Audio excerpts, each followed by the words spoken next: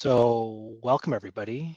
We have right now sitting at 53 people joining us tonight, which is a really great turnout. I'm looking forward to the conversation we're about to have. I'd like to thank you, each of you, for being able to join us for our conversation tonight. My name is Ryan Vopney. I work with Councillor Tedjo, and I'll be the host for tonight's meeting. Before we begin, I'd like to acknowledge the lands which constitute the present-day city of Mississauga as being part of the treaty and traditional territories of the Mississauga of the Credit First Nation, the Haudenosaunee Confederacy, and the Huron-Wendat, and the Wyandot nations. We recognize these peoples and their ancestors as peoples who inhabited these lands since time immemorial. The city of Mississauga is home to many global Indigenous peoples. As a municipality, the city of Mississauga is actively working towards reconciliation by confronting our past and our present, providing space for Indigenous peoples within their territory to recognize and uphold their treaty rights and support Indigenous peoples. We formally recognize the Anishinaabe origins of our name and continue to make Mississauga a safe space for all Indigenous peoples. For those of you joining by phone, I'll now walk through the agenda tonight. We'll go over today, right now, I'll go over some quick housekeeping matters and how to take part in the meeting. We'll hear some opening remarks from Councillor Tedjo, and then I'll introduce the applicant's team. They will then present their plan for the neighborhood, and afterwards there'll be 1 hour for clarification questions and discussion. We'll then wrap up the meeting. So now I'll walk us through some of the housekeeping items. Tonight's session is being recorded and will be posted on the councillor's website, alvintedjo.ca, should you want to rewatch it or share it with somebody who is unable to attend our meeting tonight. In the bottom right-hand corner of your screen, you'll see a CC button. If you would like closed captioning during this meeting, please click the CC button now. We have 1 hour for discussion tonight, and we can continue the conversation if needed. We have found the most productive conversations on this platform happen when we're able to hear your question, so we prefer that you save your questions and comments for the discussion periods. During the discussion periods, click on the hand icon at the bottom of your screen to ask a question or give feedback. I will then say your name and I will ask you to unmute yourself, and then you can ask your questions. If you're joining us over the phone, please press *3 to raise your hand and *6 to unmute yourself. Please keep it to one question, as I would like everybody to have the chance to speak. We do have many neighbors on the call tonight, and I would like to get to as many people as possible. If you prefer, you can type your comment or question into chat. We won't be answering questions in chat immediately. We will take them, and I will address as many of them as I can during our discussion period. It is important to me that we have the time to have a respectful and productive discussion tonight. I'll do my best to make sure that those who want to provide feedback get a chance to do so. However, if we are unable to get to your question, I ask that you follow up with Councillor Tedjo, and we will answer it directly. We will make sure to post the councillor's contact information in that chat at the end of the meeting, or you can find it on alvintedjo.ca.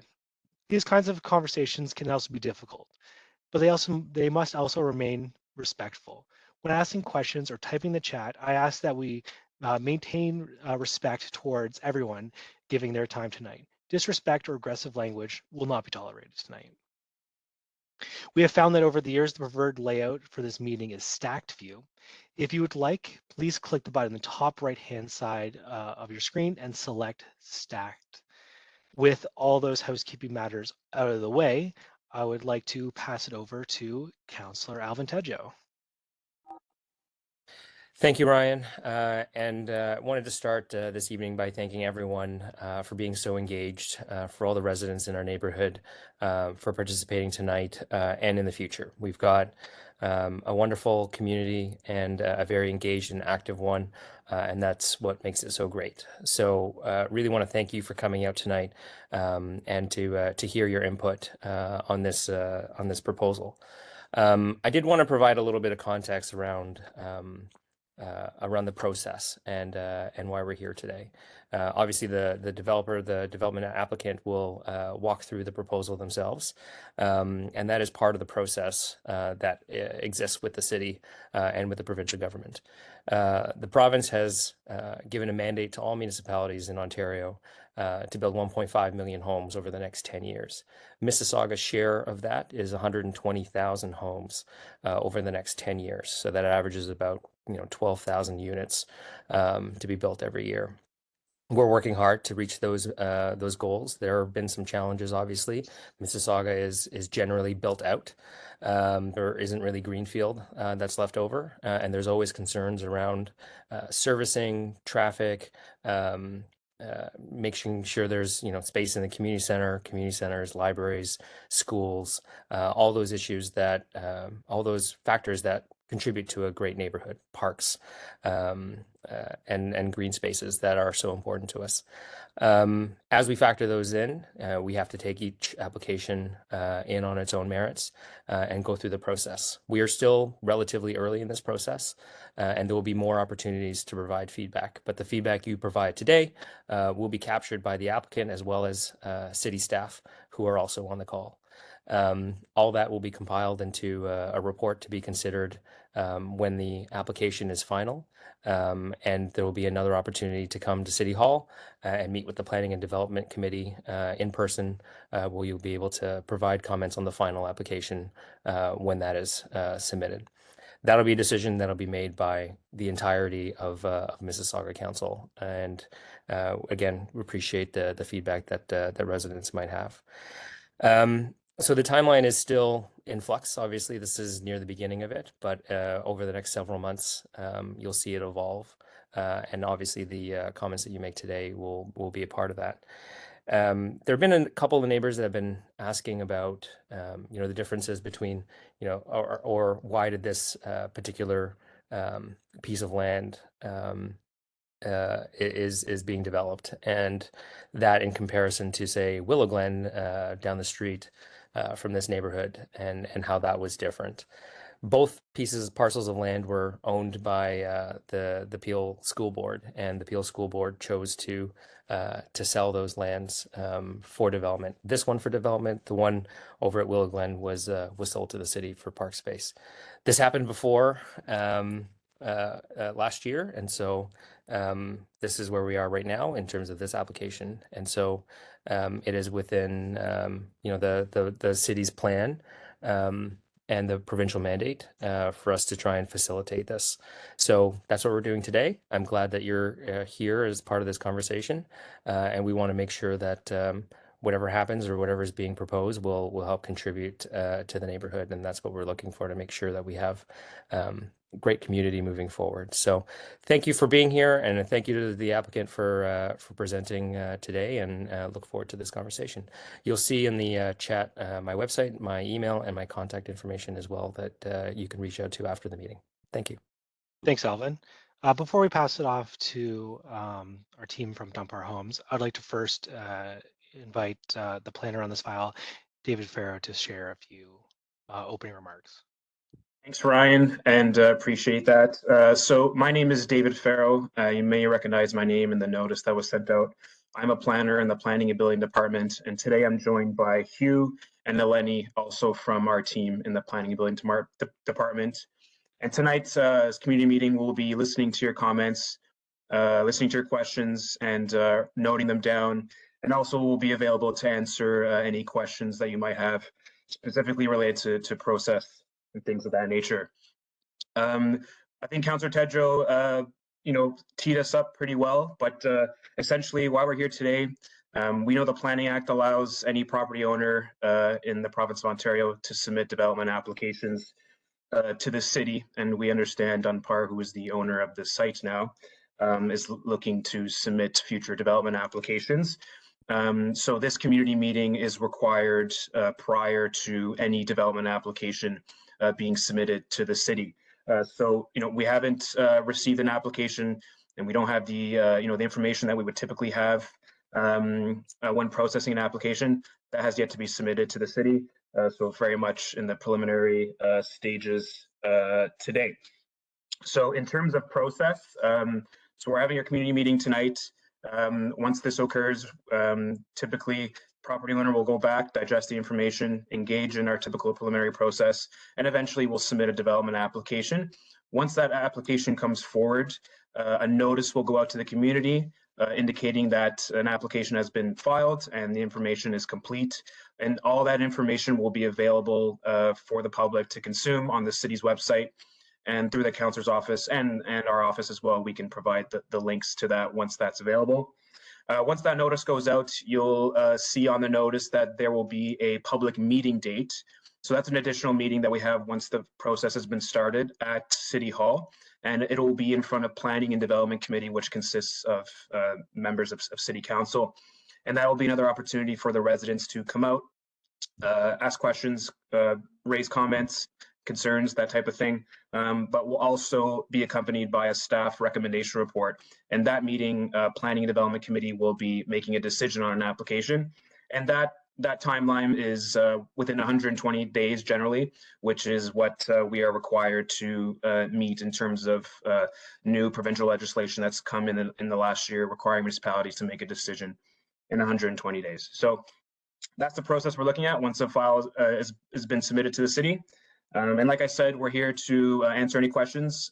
So feel free to ask and yeah, look forward to the meeting. Thanks. Thanks, David. I have added David's contact information in the chat. Should you want to reach out to him regarding any aspect that he talked about so far. Without further ado, I'd like to invite our team from Dunbar Homes, Kathy and Michael, to share their vision. Great. Thank you so much. Good evening, Clarkson area residents. Thank you, Councillor, for allowing us to host this meeting this evening. As outlined by Mr. David Farrow, planner, this is our mandated community consultation meeting prior to submitting a development application. My name is Kathy Kakish, and my colleague, Mr. Michael Nemanik, will be presenting our development application proposed in your neighborhood. This meeting is required as part of the city's official guidelines when an application is proposed, when an applicant is proposing to amend the city's official plan and zoning bylaw. I'd like to also add that we are early in the process and we look forward to listening to your comments and concerns and do our best to incorporate them into our development plans. Oh, sorry. Ryan, can you add? Yes, there it is. Our agenda. The agenda for tonight's meeting will commence with a brief introduction of who Dunbar is, the site history and its context, key statistics of our development, our proposed concept plan, the applicable planning instruments such as official plan, zoning bylaw, and lastly, we'll include information on local transit and school boards in your neighborhood. Next slide. Who's Dunbar? Well, Dunbar has been developing residential, commercial, and industrial properties for over 30 years. Our residential portfolio consists of mid-rise and townhouse developments in both Mississauga and Toronto. Dunbar has been designing residential communities that are both elegant by design and offer contemporary features and modern floor plans. Key projects in Mississauga include our townhouse development in Streetsville and the redevelopment of Sheridan Mall, a master planned community. Next slide. As you already know, this site was a former elementary school that was built in 1960 and was closed recently in 2016. The subject site is bounded by Sandgate Park to the north, mature residential subdivisions offering a range of housing types to, again, the north, east, west, and south of the site. Our site is in close proximity to Clarkson Community Center, where it features a library, arena, gym, and other multi-purpose community rooms. Next slide. So before I introduce you to our concept plan, I want to highlight some key points of our proposed back-to-back townhouse developments. We are proposing 180 townhouse units with 360 residential parking spaces and an additional 38 spaces for visitor parking. Within our development, we're proposing approximately 1,595 square meters, which is approximately 17,000 square feet of private amenity open space. Next slide. Here's our site plan. So the site is approximately 4.9 acres in size. Our proposed development is divided into 12 townhouse blocks, starting from Block A to Block L. Block A being closest to the Sandgate Park, to L closest to Chalkwell Close. We have designed the site plan to provide landscape buffers around the blocks, and in some areas in between K and L, creating a landscape muse that allows for pedestrian movement from one area of the site to Sandgate Park. I'd like to bring your attention to the middle of the site, where we're providing a generously sized amenity space, providing residents and visitor with passive amenity open space. The site is accessed from Chalkwell Close and offers a looped road network where the cars enter and exit from the same entrance. Chalkwell Close is situated in between Winston Churchill and South Down Road, making it accessible to the QEW, and is also a short 5-minute drive by car to Clarkson GO train station, making this a prime candidate for the missing middle intensification residential developments. The site is bounded by a 4-meter easement. You can note it around the entire site, which means we cannot build any structures within this limit. This acts as a buffer from our proposed development to the existing neighborhood. Next slide.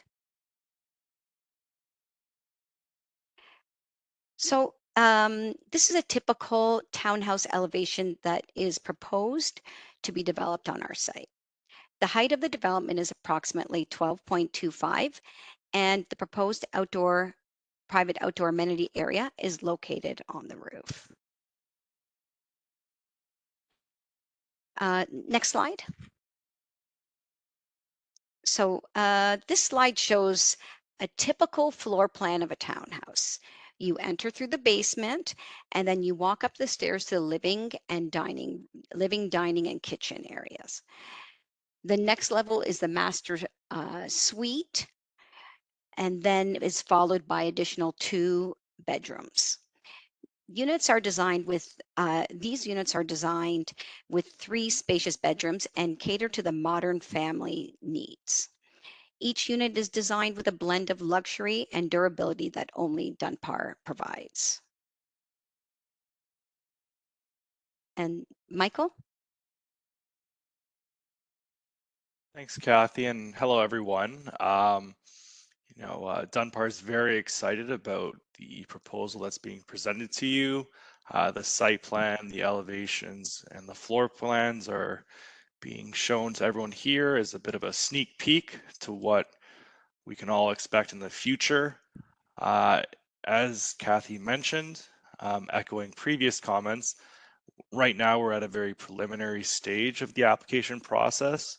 There's still a lot of work to be done to get to the finish line.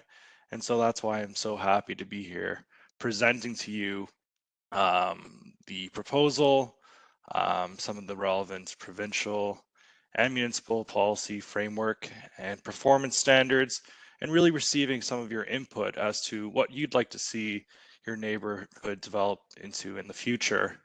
To begin with, the City of Mississauga has an official plan. The City of Mississauga's official plan is a long-range document that sets out the future of the city. In this case, the current designation of the subject lands is residential low density 2. What that means is that, generally speaking, detached dwellings, semi-detached dwellings, duplex dwellings, triplexes, and street townhouses are permitted as of right. What you'll notice from these various building typologies is that they are all grade-related, vertically divided housing forms. What you won't see are apartment buildings. To facilitate the development and to allow for the construction of the proposal, which will happen many years from now, it is proposed that the land use designation be changed from residential low density 2 to residential medium density. The residential medium density designation is quite similar to the residential low density number 2 designation, except it also permits back-to-back townhouses, which, as you saw from previous floor plans, elevations, and site plan, is the type of dwelling that's proposed to be developed here. Ryan, could you please go to the next slide, please? So, as many of you are probably aware, the subject lands are located in the Clarkson Lorne Park neighborhood character area. Neighborhood character area is a subset, an area in the Mississauga official plan that provides more detailed planning policy in respect of that particular neighborhood. What the characters areas do is ensure that any development in a particular neighborhood will be compatible and somehow enhance the character of that neighborhood.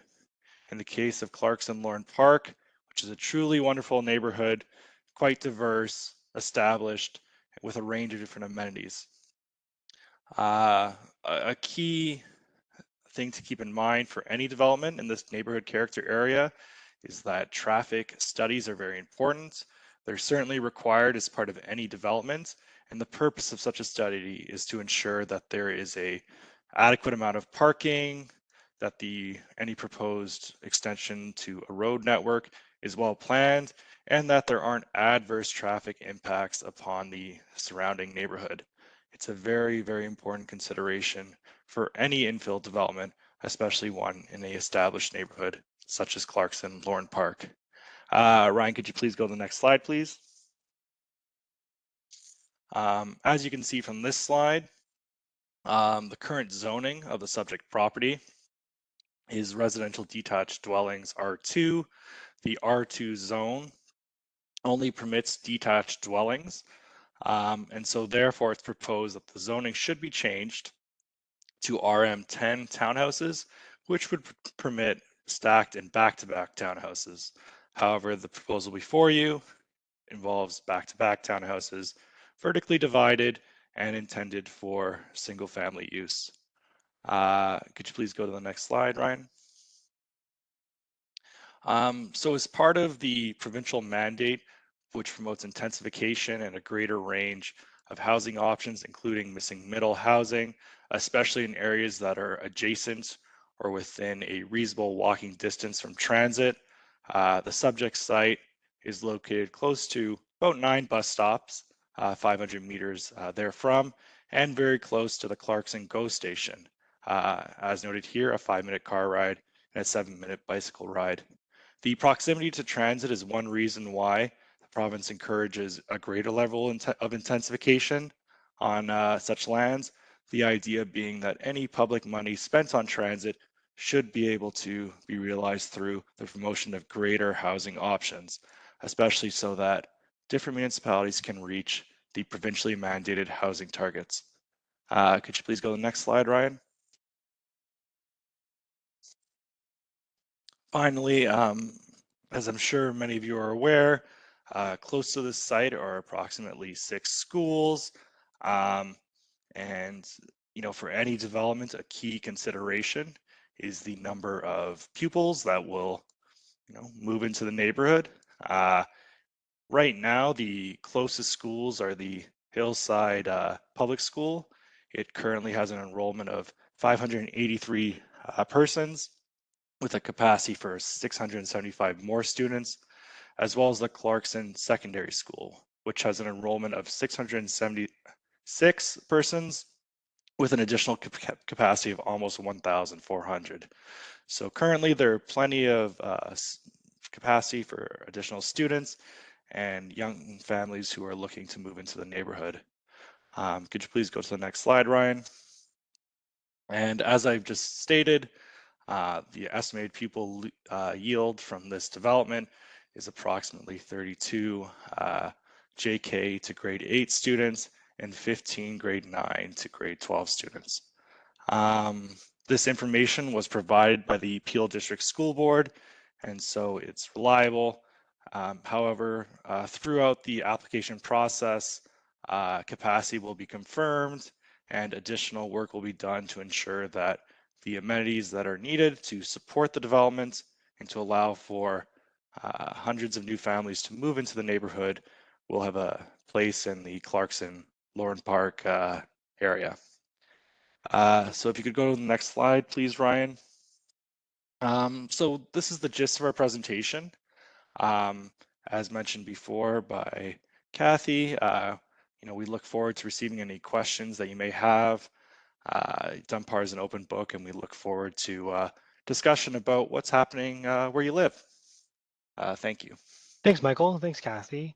So now I'll open it up to everybody who would like to say a few words. Either can add you to the voice, or I can look through some of these comments in the chat. First question I'll do from the chat, and we'll kind of alternate back and forth. So our first question comes from Matt, who has a question regarding the park that's next door. Will the developer be providing funds to improve Sandgate Park? Michael? Hi, Matt. Thank you for the question. I think that's a very interesting idea that through consultation with staff and council will be determined in more detail in the future. But certainly any new development in an established area should give back in any way possible, which includes improving existing gathering spaces. So I'm going to invite Jeanne to the call. You can unmute yourself. Hi, good evening. Evening. I thank you for taking my question.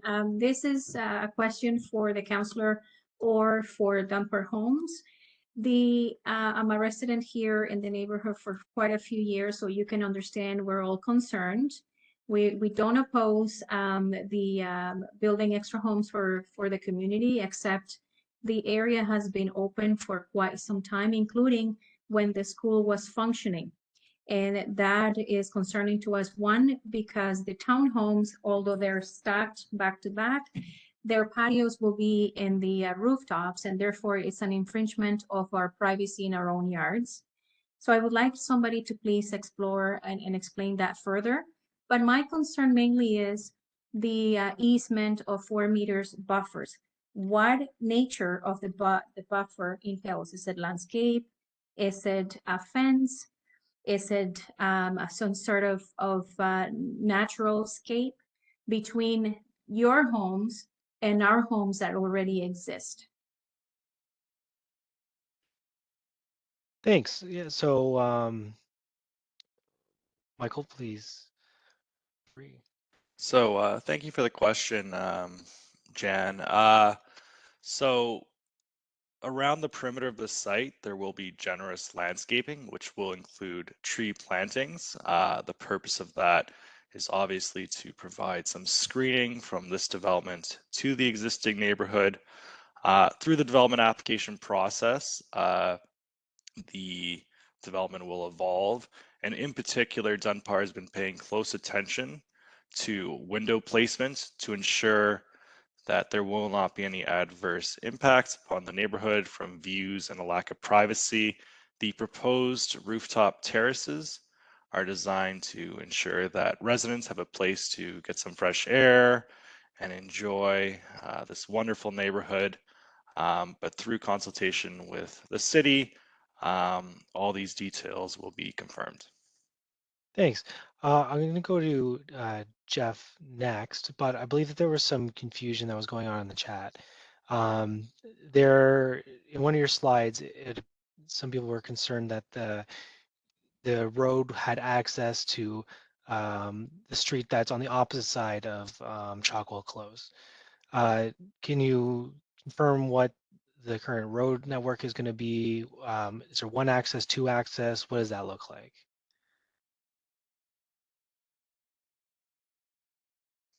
So currently access is proposed to be off the southeast portion of the site.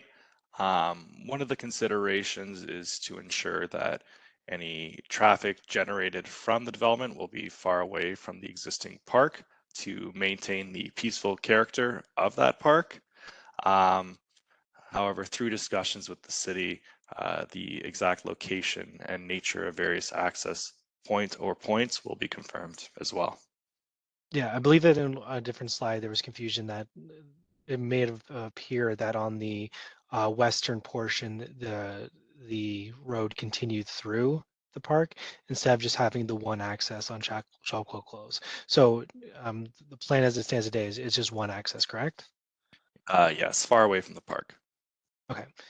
Thank you, Michael. I'm going to invite Jeff on. Jeff, you can unmute yourself.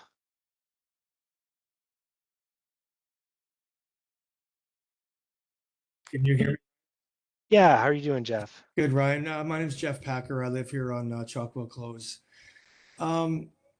It took me an hour to get home from here, Ontario, and Britannia. The traffic is so congested here in Mississauga, and as we build more factories along Royal Windsor, it was just getting more and more and more congested. And I think that one thing that wasn't mentioned in the presentation was we have one grocery store, one mall, and one community center that will be overtaxed with so many more people living in this neighborhood. And our little quiet community, I think, will be gone forever. Now, I live on Chalkwell Close, and I don't see how we're going to have 180 cars come down our street, hit a stop sign, get over to Truscott, and get out of the neighborhood in any respect that that's going to happen.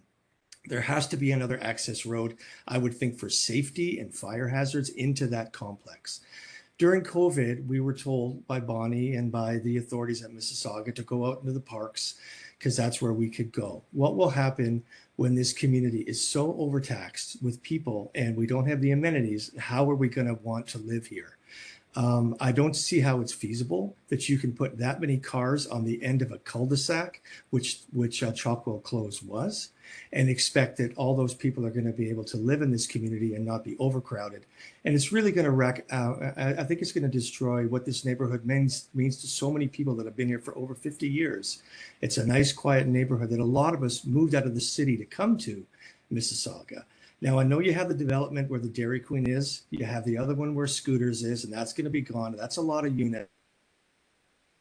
Factories along Royal Windsor, like the Amazon, where these people in the neighborhood, the congestion in and out of South Mississauga is going to be so great that nobody will want to live here. And it'll be a really, and I understand you have a commitment from the provincial government. Is that the current government, or is that the federal plan? Because I know that if this changes, is that going to change the kick or whatever the funding is for these projects?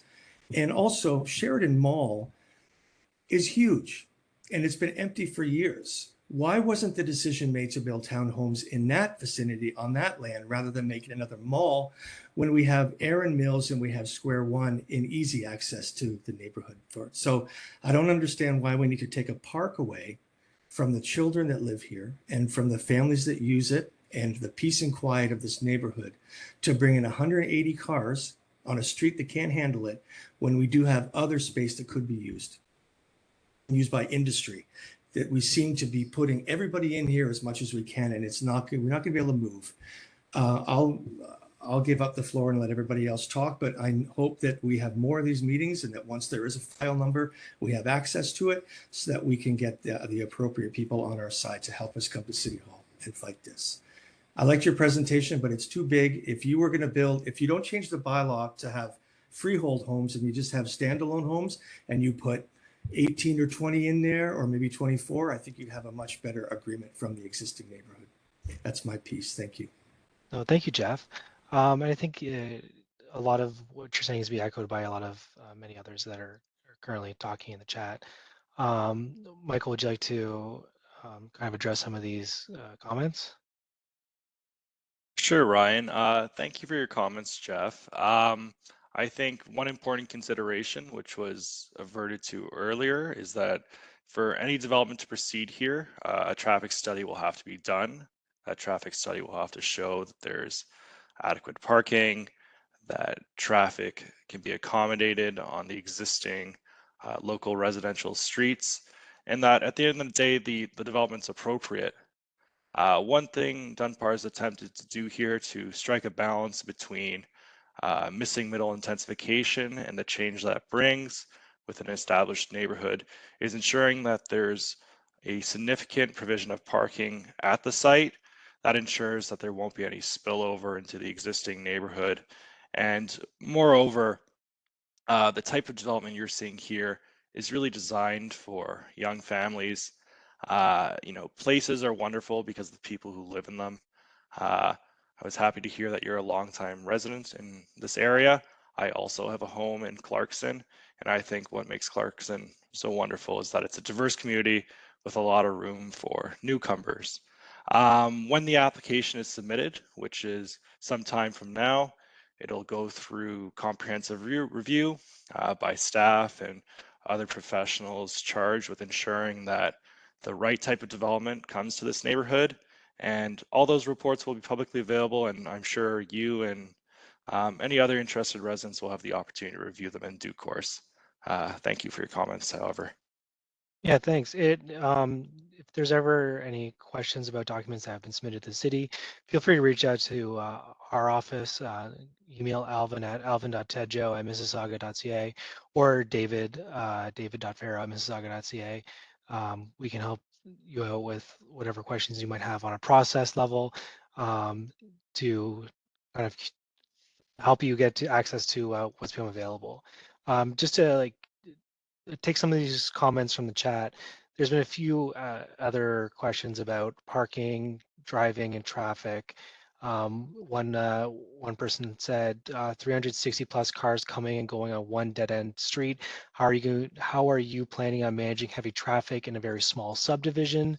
180 parking units with that many cars is not feasible in this area. What kind of things are you doing to address some of these traffic concerns on the street? So that's another very insightful question. Thank you for asking it. When it comes to transportation planning, transportation demand measures are an important part of any report. TDM for short. What TDM is all about is encouraging people not just to drive cars to work, but to also use public transit, active transit, just different ways of getting to work and getting around other than in cars. And so any traffic study done by Dunbar will indicate what the expected modal split or share of car, bike, and pedestrian traffic and circulation will come out of this site. And since it's so close to the GO station, it can be expected that there won't be as many cars as, perhaps 360 here. The intent of the amount of parking spaces being provided is to comply with the City of Mississauga zoning bylaw. The 360 residential parking space is a requirement, and Dunbar isn't looking to change that, just to ensure that there won't be any traffic spillover into the neighborhood and that there will be a seamless transition from what's there now and what can be there in the future in the form of missing middle intensification for young families. And the parking breakdown, this is like how many parking spots per unit, how many visitor parking spots? There will be 2 residential parking spots per unit, and the visitor parking It's number of visitors. 38. Yes, so which also that's a little lower than the zoning bylaw, but it's very close. Suffice to say, this isn't downtown Toronto, downtown Mississauga. A lot of parking is being provided to ensure that there's enough space for people to get to work should they choose to drive to work. Thanks. We're going to go to our next caller from the audience. You can now unmute yourself.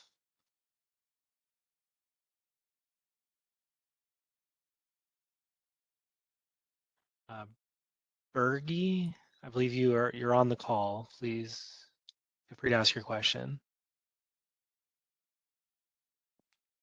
Hi. Hey. Hi, how are you? Thank you for taking my question. I have lived on Sandgate Crescent for 50 years, and I am now ready to downsize, and I would love to stay in my area. and there's a lot more like me. I would like to know why we cannot have some smaller units and accommodate us after us living in this area for so long.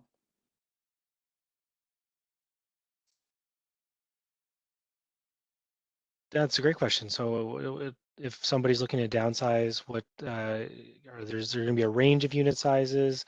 What do you envision for the townhomes? So typically, Dunbar townhouses have a square footage somewhere between 1,500 to 2,100, ranging from 3 bedrooms for the most part, and sometimes 4 bedrooms. Generally speaking, they're targeted towards young families who are looking to buy a starter home or to perhaps move from a condo into a quiet residential neighborhood to raise their family. I think maybe to respond to the balance of your question, one reason why you have the development proposal before you is because there's a provincial mandate for increased density. Right now, housing really isn't affordable for a lot of people, for the professionals who do great work in Mississauga and throughout Ontario, nurses, teachers, carpenters, and other such persons. And so developments such as this offer an opportunity for people to get into the housing market, to raise a family, and to really enjoy the Canadian dream. But thank you for your question. Yeah, just to dive into this a little bit more, from our folks over at Lauren Park Hall, they asked, why can't the city and developers be more creative? How about not all townhouses? What about a mixed design, small bungalows that seniors can downsize to maybe 3-floor buildings with 2 or 3 bedroom apartments? Maybe seniors could continue to live in Park Royal or Mississauga for that matter. There would be more diverse age group and more local volunteers. This community is full of little neighborhoods of townhouses. Let's do something different this time around. So that's another great question. I think there's a couple ways to respond. I think the first way to respond is that the province is asking for a greater range of housing options. And so on sites such as this, which are almost 5 acres, there's a lot of opportunity to kind of think outside the box and to do something like a townhouse as opposed to a single detached dwelling. I think on balance, when you can have a proposal that allows for a greater number of persons to move into a neighborhood, to enjoy amenities, to raise their children in an area where there's plenty of capacity for students and other such things, it would be a missed opportunity to do less. Moreover, the province has set aggressive housing targets, and any site that wouldn't take advantage of its full development potential to do the most with the space that's available would be missing the mark from a provincial standpoint. Thanks. I think that this kind of tunes into a lot of the questions that we're seeing in the chat right now around affordability and what's the expected purchase price for one of these townhomes. What if I'm looking to buy into this area? What should I be expecting? Well, it's hard to know the purchase price for a development that's probably more than 5 years from construction. Certainly, these are homes that are priced to be affordable to young families. They're not, $2 million mansions, not even close. It's really just to be designed for people who, have maybe been living in a condo, but they'd like more than 600 square feet to raise a family. And so this offers more space at a affordable price point. And then I guess another comment that's been reoccurring in a similar vein is, are these going to be freehold units or are they going to be condos? What's the ownership structure going to be? The ultimate tenure of the townhouses hasn't been determined. It may be a combination of freehold and condominium. The road network, for example, would be privately owned, meaning that the city would not be responsible for the maintenance costs thereof, and the existing community would not be paying for the servicing and the various things needed to bring this development about. An important principle for new development is that growth should pay for growth.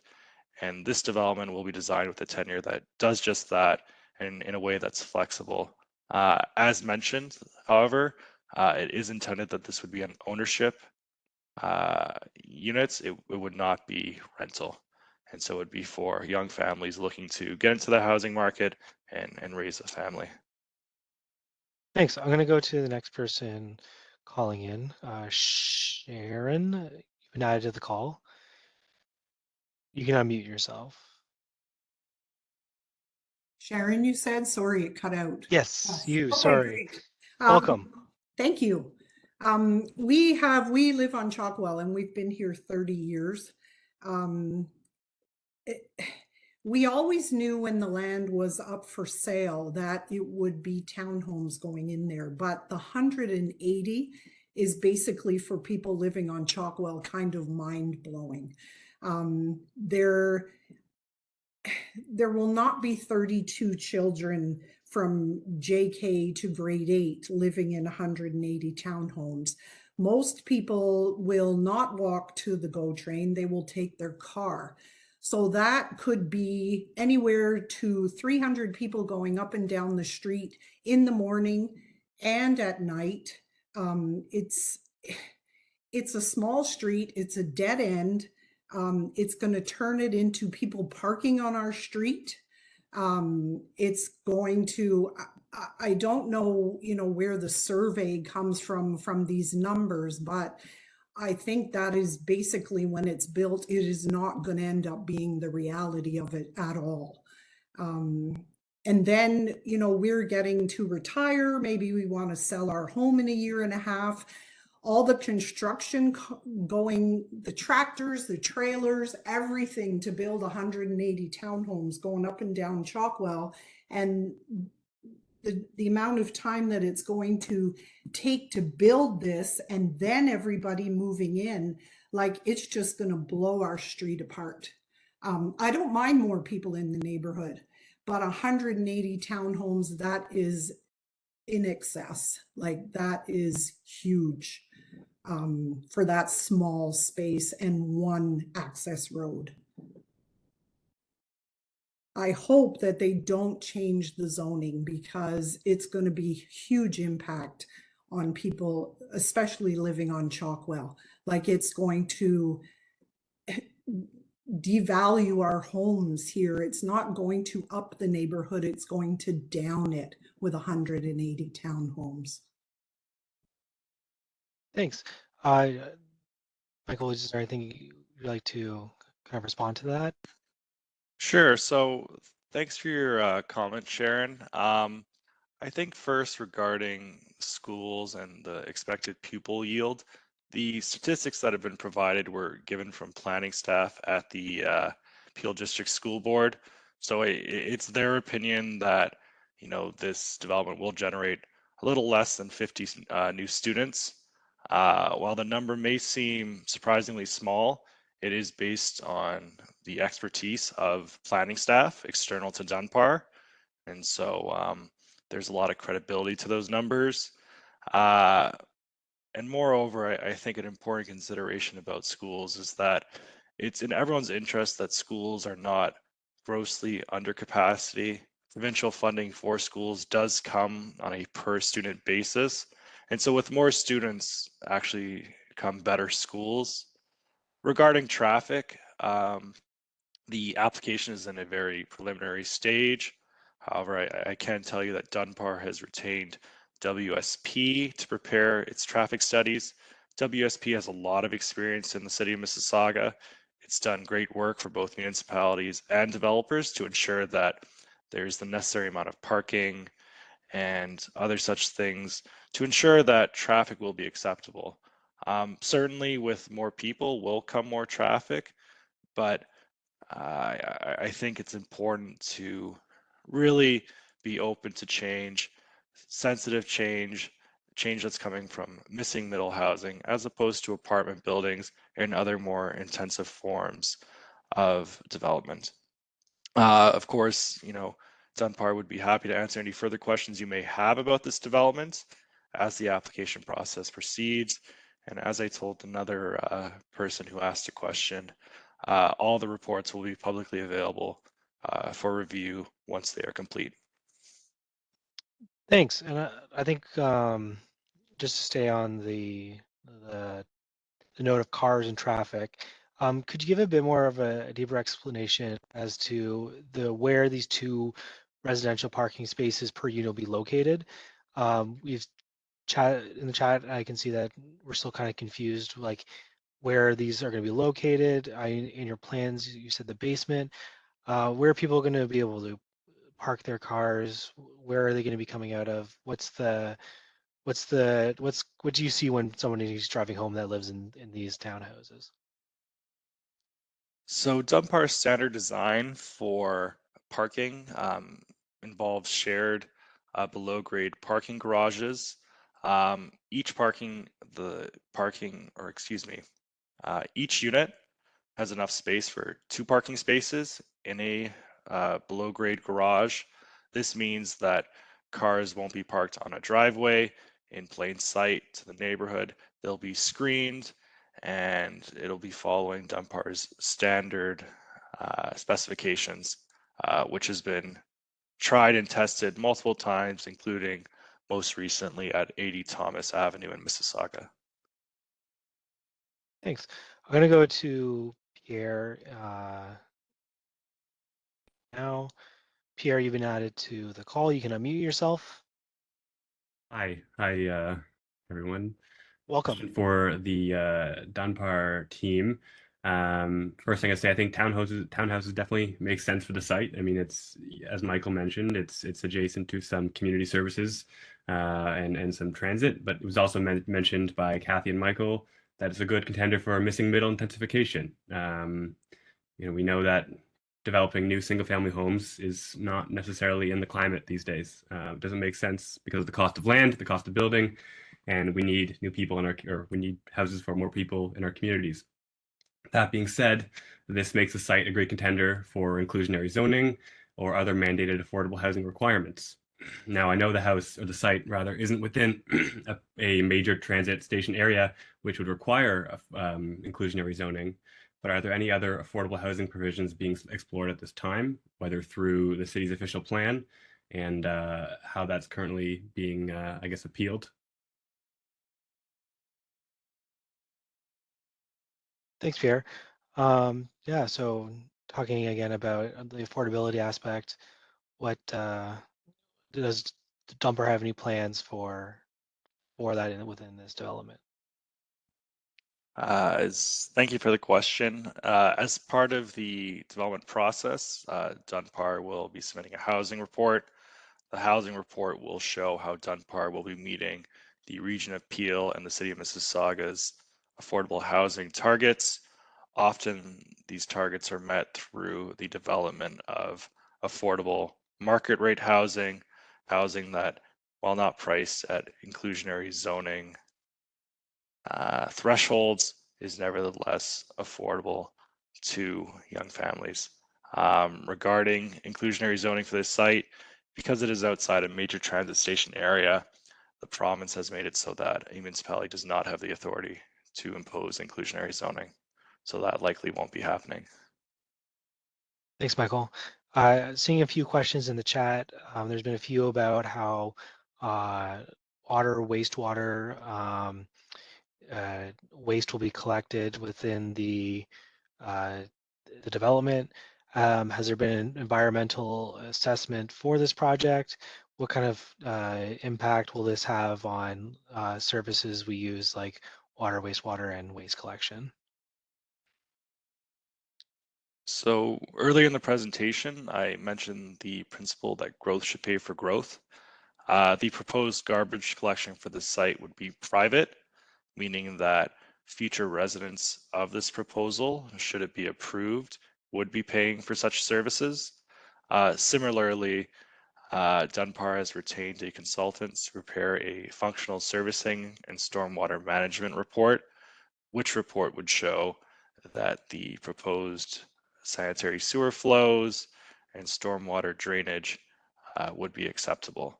So these are all things that still require further study It's for that reason that this application is still in a very preliminary stage, but the importance that growth should pay for growth and that existing residents shouldn't pay for someone to live next to them is something Dunbar has kept in mind when developing this proposal. Thanks. I'm just looking at time. We're about just over half an hour of the way through our discussion period. I'm still happy to keep on going through a lot of the questions that are in the chat, as well as folks who have their hands up. Next, we'll be going to John. John, you can unmute yourself. Hello, can you? Hey. Hi. I'll try to be very, very quick. I know there's lots of people who have lots to say here, echoing some of the same comments, but I live on Truscott. We back onto the property. And based on the plan here, it looks like we're going to have a 4-story wall to look at straight, and that'll be 4 meters, about 12 feet off the back of our property. So I'm not a big fan of this for personal reasons. However, for our community, I think it's abundantly obvious that we already have some significant traffic problems in the neighborhood with the abundance of speed bumps being added. I don't know how we could possibly have any more traffic signals on Truscott, stop signs, and Sandgate and Truscott already has to be one of the worst intersections in Mississauga.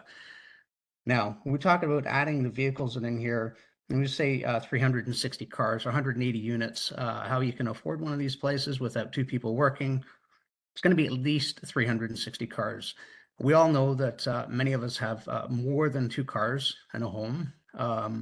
And sometimes it's multi-family or multi-generation that is living.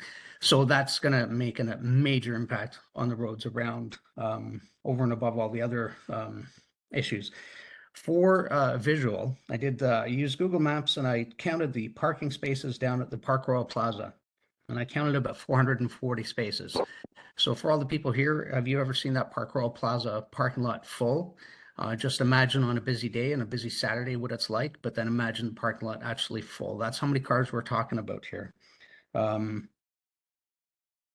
and one last thing I did is in the area we have some low-rise, a little bit more dense properties on the north side of Sandgate, and we have some semis to the west, and then the single homes to the south. So if we use the footprint of the existing semis and measure the number of units that would fit into this site here, there would be about 58 semis.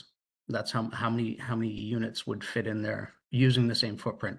So I think to go to 180 units is just completely unacceptable. It's irresponsible.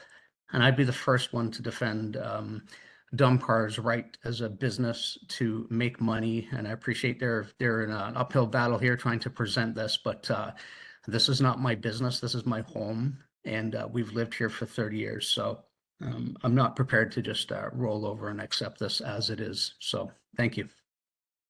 Thanks, John. Yeah, I think if there's one thing that I'm hearing tonight is that you have a need for clear traffic studies and how that's going to impact the neighborhood. Michael, would you like to add anything to respond to many of John's concerns here? Yes, just briefly. John, you may be surprised to know that there's generally a lot less peak automobile trips than you would expect at first glance. It's Dunbar's experience for a similar site, the one I mentioned previously at 80 Thomas, which was about 200 units, that outbound traffic during peak hours was really only about a fifth of the total amount of parking spaces provided. So really about 70 cars or so. While 70 cars isn't nothing, what's not going to be happening are 360 cars leaving the development at once. It's just not what happens. While there may be some traffic impacts, the traffic impact study that Dunbar is required to do will have to show to the satisfaction of city staff that any traffic generated will be acceptable. And just to reiterate, generally speaking, there's a lot less traffic generated than what appears at first glance. Thanks, Michael. I see that there's quite a few questions in the chat regarding process in case we missed it at the beginning. We're still very early on in the process. This is one step towards completing their application. I don't know if David, if you want to step in and kind of lay out the process a bit more, where we are now and where we go from here. Sure. So tonight we're meeting for this community meeting. It's a requirement for Dunbar to do this prior to submitting a complete application to the city. So no application has been submitted yet. Very preliminary, very early on in the stages. Once an application is submitted, a notice will go out to the community that will include, again, a public meeting date at City Hall. And that date, the application will be considered by a planning committee, and it will give opportunity for residents to, again, come out and provide commentary to the planning committee. So again, no application has been submitted. That's the process we're looking at once an application is submitted, and it tends to last about 120 days from submission to planning committee decision. Thanks. So still early. There's still gonna be more chances for the various members who are attending tonight to share their opinion and have their voices heard throughout this planning process. Looking towards the next person on the call, I'm looking to add Robert. Robert, you can unmute yourself.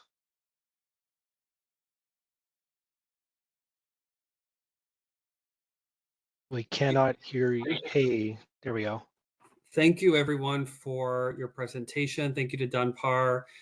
Thank you, Elvin, for opening this up. We haven't heard much from you this evening, but my quick comment is not so much a question. I think that I understand that from a developer perspective, you're limited in a lot of the chat questions that are not being answered. But I just had just a quick comment around, is there an opportunity for, we know development is inevitable in that space.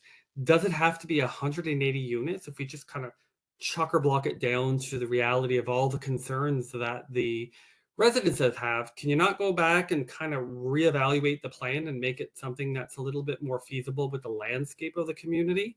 I think that's what a lot of people are more concerned about. We know change is coming, but I think that 180 units on a postage stamp kind of, it doesn't impact any of you because you don't live on those streets of Truscott, Chalkwell, Carenza, and Lockhart. So is there an opportunity to sort of look at how you can downscale and make it a little bit more feasible to kind of please all the residents, especially in a time in the world where we're all under a lot of stress and anxiety, and we understand there's housing limits, but this is not an affordable housing. Dunbar is known for luxury housing. So is there a way to scale it back a bit? Thanks, Robert. Alvin, would you like to comment about the first half of that, and then we can toss it over to Michael?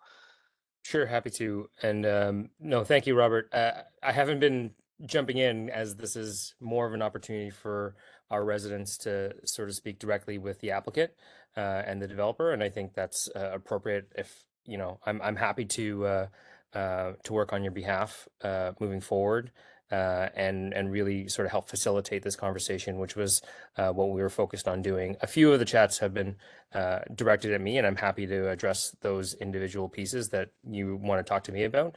I also just didn't want to take time from you accessing the developers as well, but I'm happy to chat on some of these things quickly.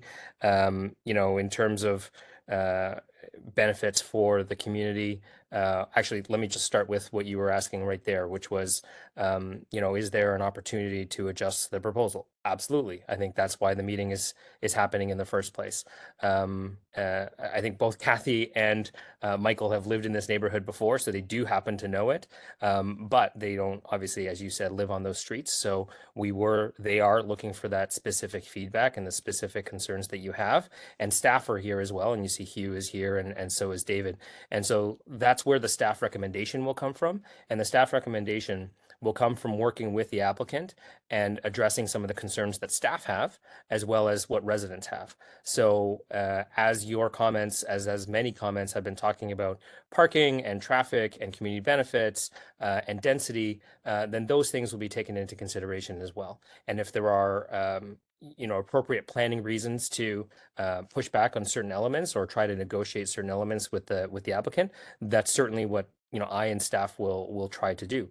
And we do need the studies to justify some of those decisions or positions, and that's what we'll do. We'll take the best data that we have to create the best proposal that hopefully will enhance the community and fulfill our mandates that we have from the province and from the city's own plans. In terms of my support, it's not, we're not talking about a complete application yet. And so, sorry, generally speaking, I do agree that we need to protect our green spaces, but we also need to build housing. We are in a housing crisis where we have, young people not able to stay in this neighborhood. Ryan's one of my neighbors and, can't afford to buy his own house. Sorry, Ryan, about, singling you out, but you can't afford to buy a house in this neighborhood. So, there are some things that we need to do to support people having an opportunity and a place to live. We also need to do it correctly, right? And so how can we use proposals like this to enhance the community? How can we potentially use community benefit funds that will come from this development to enhance the neighborhood as well? How can we find a balance between density, parking concerns, traffic concerns, and what's appropriate for the neighborhood? That's going to be the details worked out. And I, appreciate your coming here to talk about your concerns so that we can look back at that and figure out what is appropriate and not appropriate. And again, our opportunity to work with the developer after hearing what you've had to say. So I hope that addressed it. If you have more, concerns, questions, comments, please don't hesitate to reach out to me anytime. I'm happy to talk to. I know a lot of people on this chat as well. So please reach out and we can talk about it some more. But this is your opportunity to talk to the developer to get some more specifics. I haven't heard some of these things either. So, this is information for all of us. Thanks, Alvin. Before we go to our next caller, I'm going to go to Musa in a second. But I'd like to just acknowledge a lot of the comments in the chat looking for affordable housing. I'm grateful that in this chat we have so many champions of affordable housing in our neighborhood. I would like to take this moment to advertise another community meeting that we're going to be having about the affordable housing project that has been applied for on Lakeshore Road. That will be coming up on December 13th. All details about that can be found on Councillor Tejo's website, alvintejo.ca. Grateful for all these champions of affordable housing and wanting to see you all there as well. Sorry, Ryan, Robert and another resident asked about taxes, resources, and impact from the city's perspective. I might lean on Hugh a little bit to maybe add some pieces to this, but generally speaking, as Michael has mentioned, the applicant is gonna, as part of development charges and as part of the building, will build the infrastructure necessary for that neighborhood for their additional build. That's going to be part of their application, and the development charges that come from the development that go to the city or the region are also used to enhance the infrastructure necessary for that neighborhood as well. And sometimes, well, not sometimes, but we will have community benefits that come out of it as well in terms of the funds that go to the city, and that will be earmarked for the neighborhood. That's a little fuzzy because it's changed since Bill 23. It used to be a Section 37, but now it's a community benefit program, and that's something that I will work with staff to use to improve infrastructure facilities within the neighborhood. And so hopefully that answers your question on that. In terms of taxes, the tax issue will not immediately affect this neighborhood directly. That'll be taxes are done on a citywide basis. The only way I could see it would be affecting your MPAC assessment, which has been frozen for the last several years as well. So I think that addressed it. But Hugh, can you jump in there and add anything I might have missed? That's pretty much it. I mean, taxes, you're right, are set by MPAC and by the assessed value of properties. And I would say that there's a number of studies throughout the literature that when redevelopment like this happens, usually it does not have a negative impact on property values in the America, despite some of the sensitivities that come with it. So no, there's no pause on taxes as a result of construction occurring in the neighborhood. It's based on the assessed value of properties. Thanks. I'm going to go to our next caller unless anybody else has anything like to add. You've been added to the call. Feel free to unmute yourself. Hello. Hey, we can hear you. Hi. Good evening, everybody. I'm located right on Carenza Road, so I'm going to be encroached upon by these units. I just want to first and foremost just voice my total opposition to this proposed development. I think just the traffic alone is a problem. I think the privacy issue is another underrated issue. You're going to have these giant homes looking into people's backyards. I think it's not appropriate. I think that this space should be used as a park, maybe even like a public garden or something to expand it rather than this. I know there's this talk about the province, but we know with the Greenbelt issue that this province does not have the environment in mind. And this is just purely, in my opinion, this is just catering to the developers to make money. And I don't think it's in the interest of the residents to allow for this to happen. That's all I have to say. Thank you. Well, thanks for your comments. Michael, would you like to, I guess, go over some of the issues around like your setback, overlook? I know you talked about it briefly, but other residents have talked about how in the chat there's if you're building 4 stories, how if the amenity space is on top, how that might affect some of our local neighbors. So that's great question, Ryan. I guess to begin with, there are setbacks that are being proposed. These setbacks are, I would say, reasonable and will include natural landscape and planting. As mentioned before, window placement will be carefully done, and through the site plan process, these design considerations will be carefully studied. Right now, where we are in the process is we have an idea and we have a proposal. Neither of those things are reality. The plans will likely change as this process unfolds and consultation happens, both with professional city staff, the councillor's office, and with residents. Regarding the height and density of the proposal, Dunbar has been building these subdivisions for more than 30 years. Dunbar has previously built on former school sites in established residential neighborhoods. And while at first glance, it does seem like development is dramatic, it does represent gentle, missing middle intensification. Overlook concerns can be mitigated through a variety of different ways. This can be done through how the balconies are designed, how the terraces are orientate views away from backyards, essentially all different measures that are done through the review of the application in a way that ensures that there's proportionality between respecting and reinforcing the existing character of the community while also making space for missing middle intensification that achieves provincial objectives, which all municipalities are required to follow to the extent appropriate. Thanks, Michael. I'm going to go to Elaine next, but I just wanted to address some confusion that may have come in the chat. Councillor Tedja is organizing a separate community meeting on December 13th regarding a separate development proposal on Lakeshore. Dunbar isn't the one making that proposal. It's a different builder entirely. There are quite a few projects happening in Ward 2, and all that information is available on the councillor's website.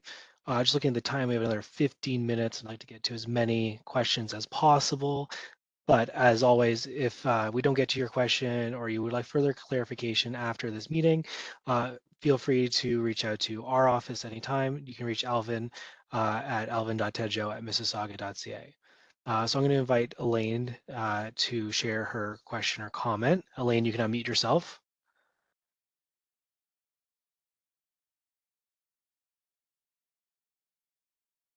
Good evening, Elaine. We can't hear you.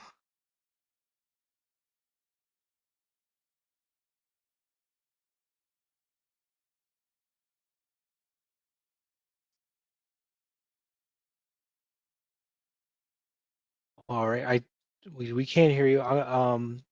Feel free to put your hand up again, and I'll come back to you if you can sort out the technical issues.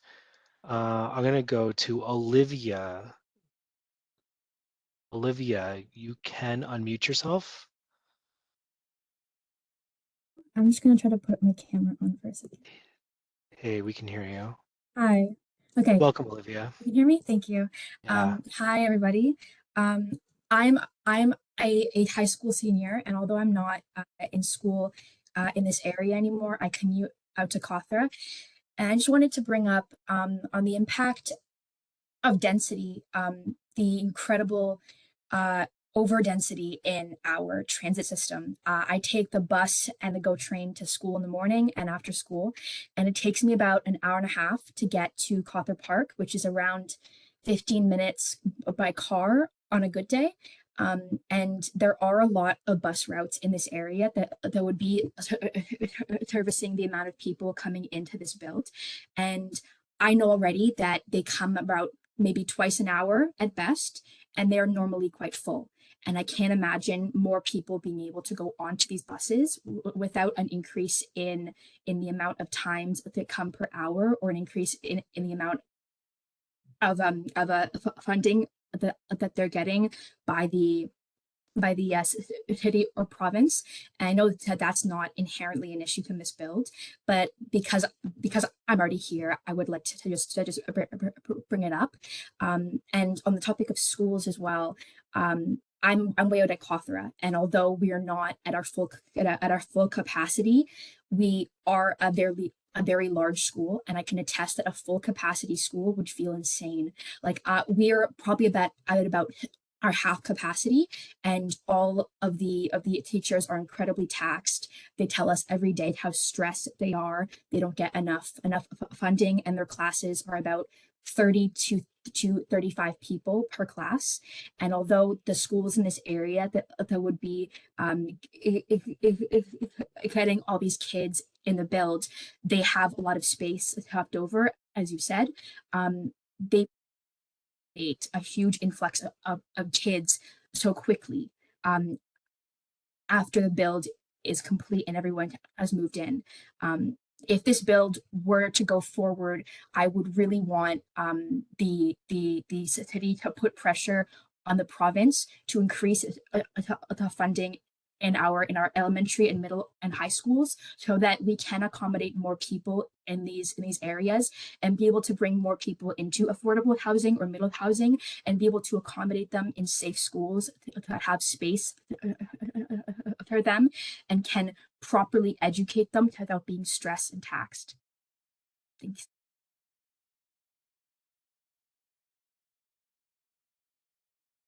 Ryan, you're muted.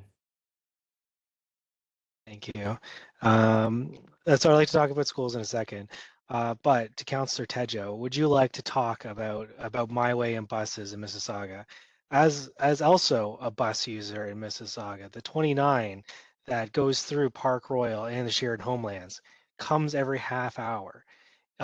If I miss my bus at the top of our street, I'm very likely to miss it, and it comes half an hour later.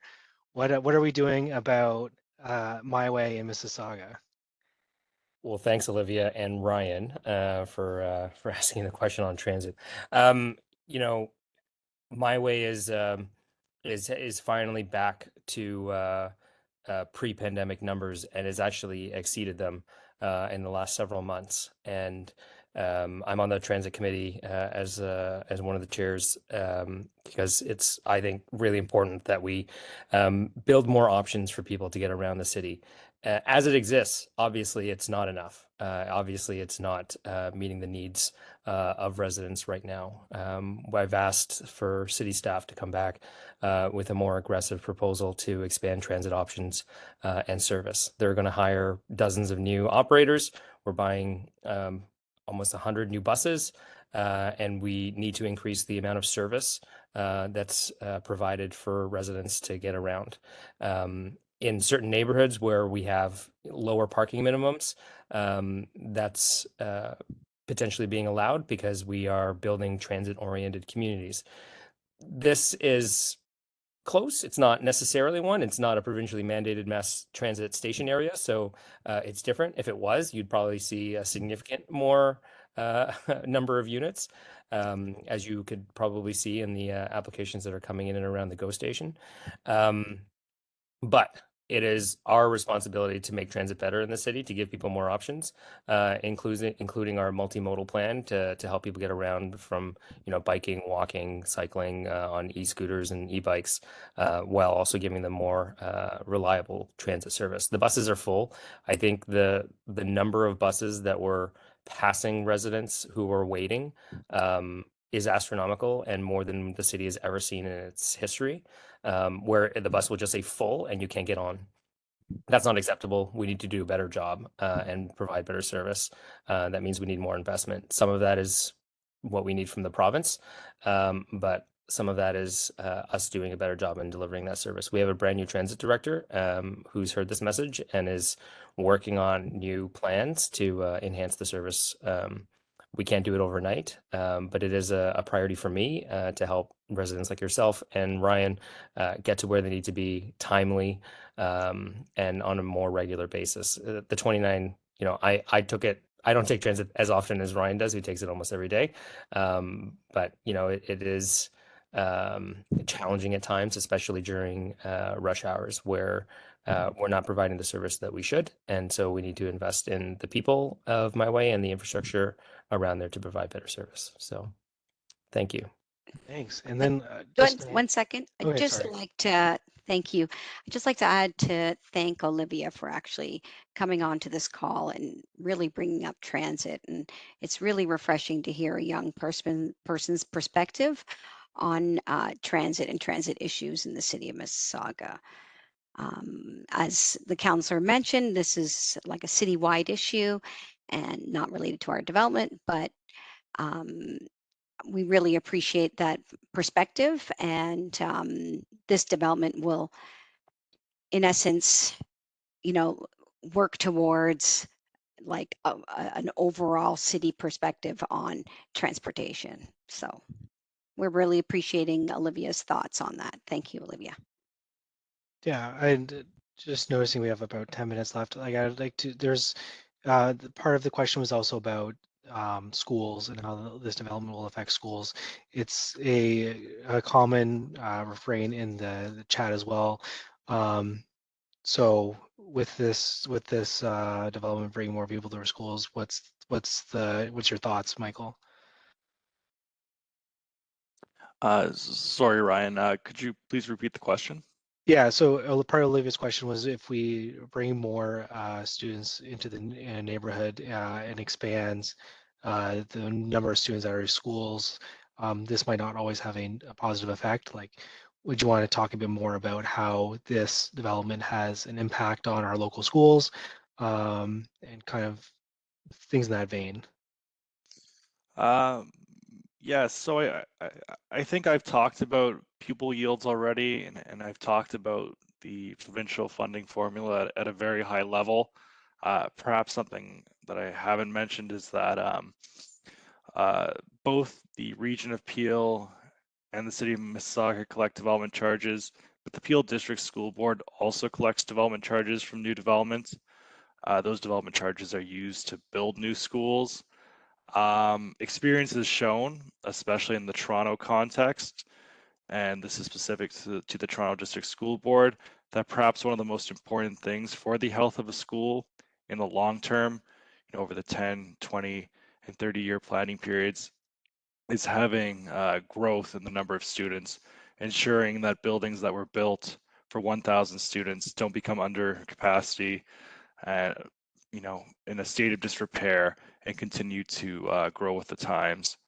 And so in the same way that it's sometimes counterintuitive to think that new development can bring new opportunities, it's very important that Mississauga continues to have population growth. In the last 5 years, most established neighborhoods in Mississauga have actually lost population, and growth has been focused in the downtown areas. And in the same way that it's important that apartment buildings aren't located in all neighborhoods, it's also important that all development doesn't happen just in the downtown, and that there are opportunities for missing middle intensification that can improve the overall health of the community, including schools. Thanks, Michael.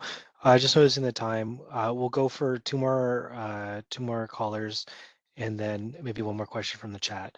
But right now we're going to Jeanne, adding you to the call. You can unmute yourself.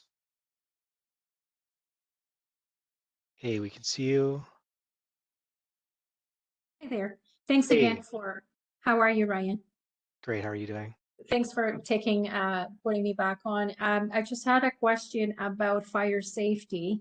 I was in the chat earlier about waste management, and I think Michael addressed it. It will be privatized, and hopefully we will not have those horrible bins in one section of the development where everybody dumps everything, and then we'll be able to see it from our homes. But in terms of fire safety, if either you, Michael, or Mr. Farrow or Kathy can address, what are the plans on how to tackle and address fire safety? Having the Chalkwell Close is one street access into the development, how a fire truck is going to get in, and you don't have access to Sandgate. So if there was a fire on the northwest corner of the development, how do you plan to tackle that? I mean, the Streetsville complex has the Thomas and the side street with many inlets of roads into the complex. This one only has one. Thank you. Thanks. Yeah, so let's first go to Michael to address that. And I think maybe David, you might want to chime in as well. But yeah, Michael, feel free to. So thanks for the question. Jean, it's an important one. Fire safety is, of course, a fundamental concern for any development. To begin with, the building code prescribes fire safety in different respects. For example, it may require things such as standpipes, sprinklers, a certain fire rating, and other such things to ensure buildings themselves are safe from fire. In addition, any road network in a new subdivision has to comply with travel distance requirements. That means that a subdivision has to be designed in a way that, and I believe the number is a fire truck has to be able to access a building from 50 meters away in different respects. So what that means is that you can't, you have to design a subdivision fundamentally that's safe from fire. And this is something that's studied by a range of consultants. It's very important. And I think the long and short of it is that if it's not safe from fire, it's not being built. It just doesn't happen. And so that's something that through the detailed design phase and throughout the design process and construction, this is something that will be carefully considered and ultimately resolved in a positive way for everyone. Thanks. And I would like to just get a comment from David in a moment, and we're going to go for one last question after this. But it's not just about fire, but it's also about, as Michelle notes in the chat, ambulance as well. So David, if you can comment, like, do emergency services, how do they play a role in the development review process? Like, what goes on here? Yeah, so with respect to the fire safety and fire access, our fire prevention group gets circulated on all applications. So they'll review the design of the site and ensure that the fire bylaw that the city has is met with respect to being able to get a fire truck within distance that's prescribed in our bylaw. Also, it allows for the ability for emergency vehicles to be able to access the site and to be able to provide any services that's required. So really, that aspect is reviewed at this stage, at the zoning stage, to ensure that again our fire route bylaw can be provided as part of the development. And then, as Michael mentioned, as part of the building permit phase, should this development reach that stage, the Ontario Building Code kicks in, and any internal sort of fire safety requirements are reviewed also by the City of Mississauga's building division to ensure compliance. Thanks. I'm going to go to our last caller. Josh, you've been added to the call. Feel free to unmute yourself.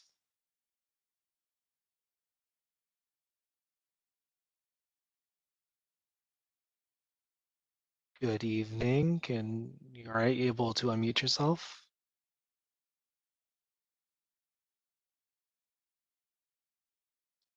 All right. We'll go to the next person, Philip.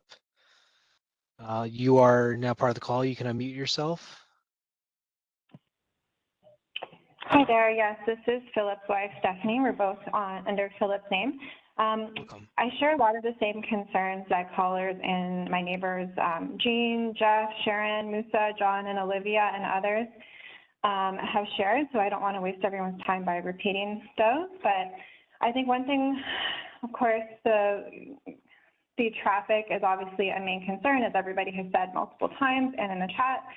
I'd also just like to draw attention to the other larger townhouse complexes that we see here in Clarkson.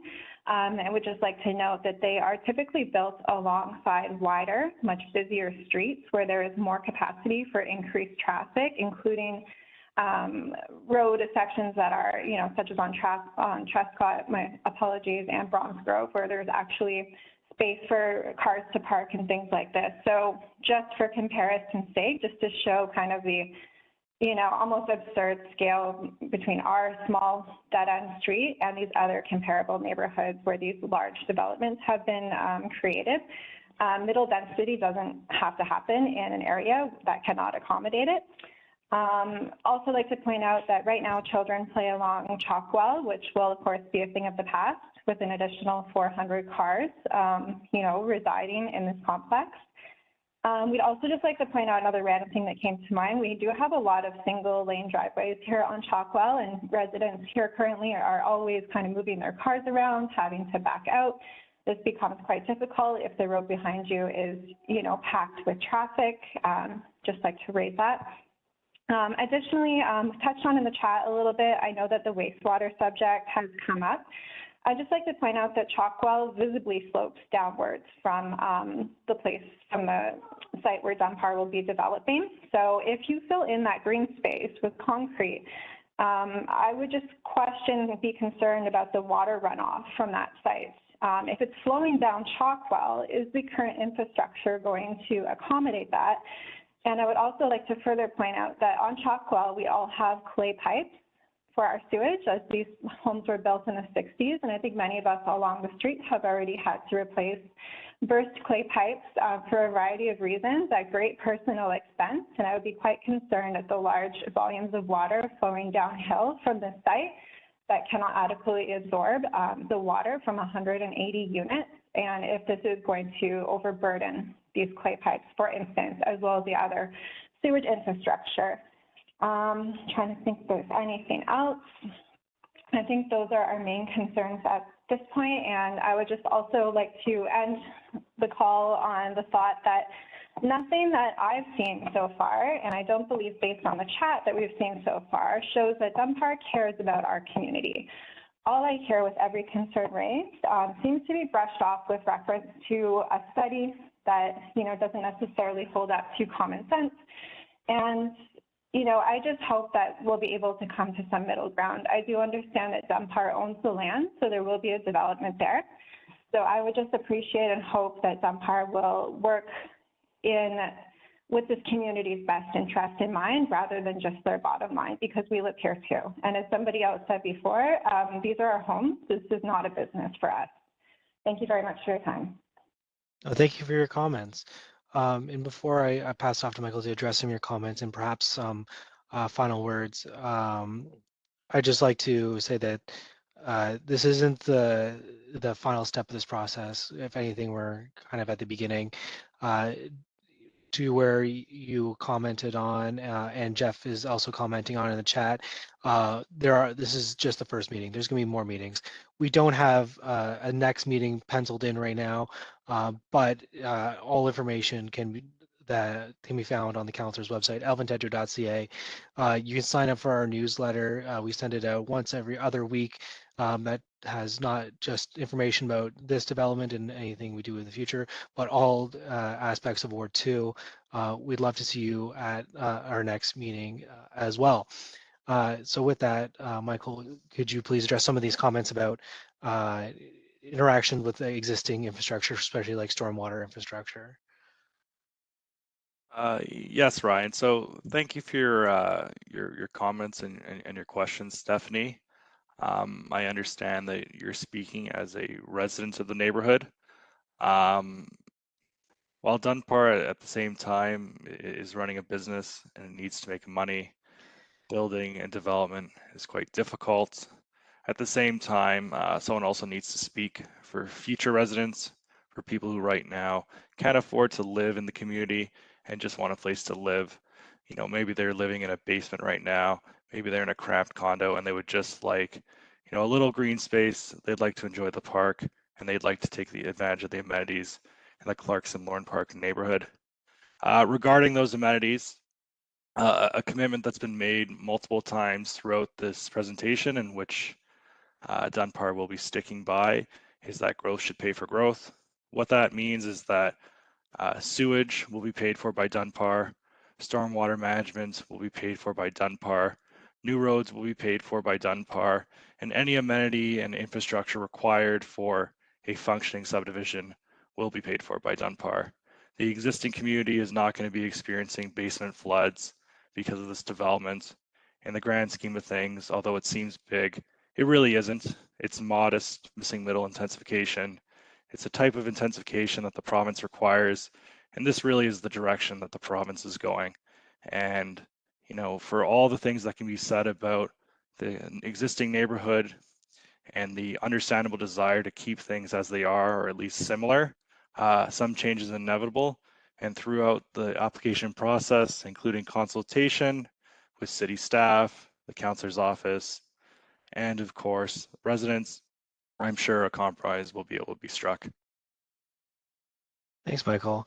And with that, I'd like to thank everybody for participating in the conversation tonight.